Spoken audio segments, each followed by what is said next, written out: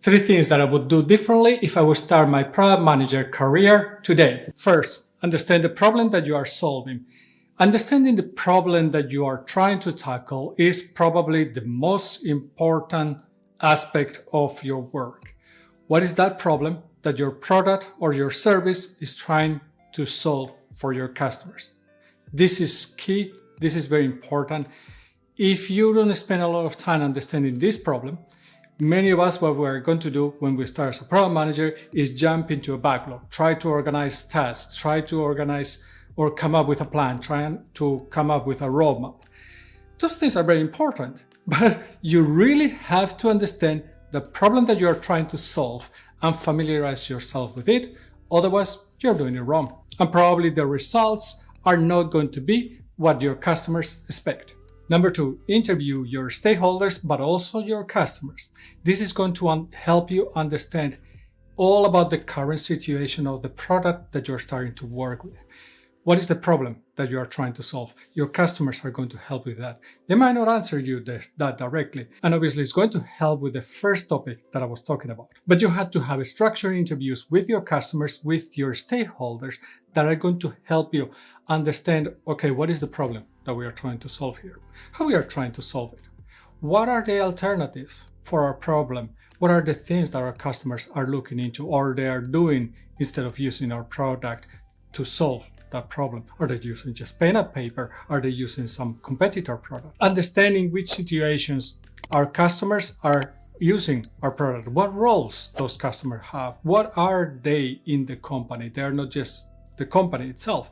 They have specific roles within the company, the same as you're a product manager within a tech company. Having a structured interview that goes through different aspects like what is the problem that we are trying to solve, how we are solving it, what are the design or key design aspects, what are the key strategies for us to be successful, what is the goal of our product, and potentially other questions that we could have. If you want me to go into how would I do such an interview, let me know in the comments below. This is going to help you a lot to understand the current position of your company, the current perception that your customers have of your product, because your perception of the product and even the internal perception of the product is in the company is not necessarily the perception that the customers have.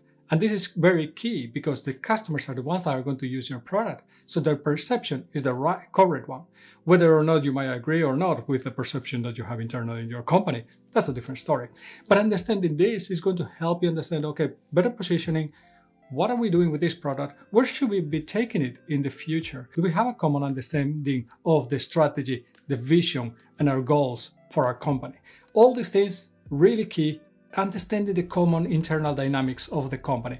This is going to put you in a much better position when you start working as a product manager of not just understanding your customers, but also understanding the inner works or workings of the company and the perception that both the customers and the people internally in the company have of that product that you are going to be responsible for. 3, measure everything that you are doing.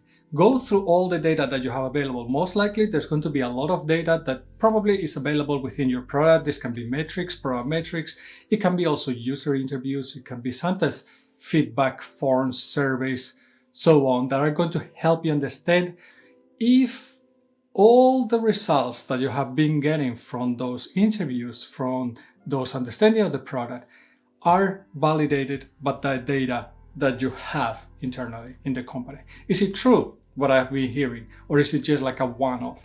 This is very important because when you have data, it's going to help you actually, first of all, validate that those assumptions that you have taken, but also it's going to help you potentially make decisions and actions in the future. And as they say, if you don't measure something, you're probably not going to change it. So how about you? How would you start your career as a product manager? This is a very important topic and it's something that you should plan before you start that new position, that new role within a company. It would be good for you to have some kind of rough plan of what I'm going to be my first actions, a little bit of what are going to be my first 30 days in the company like, that are going to help me really land this position and make a great impression and also bring value to the company, to myself, to your customers. Comment below and let us know. If you want me to help with your career as a product manager, I have made several resources that should help you develop in this path.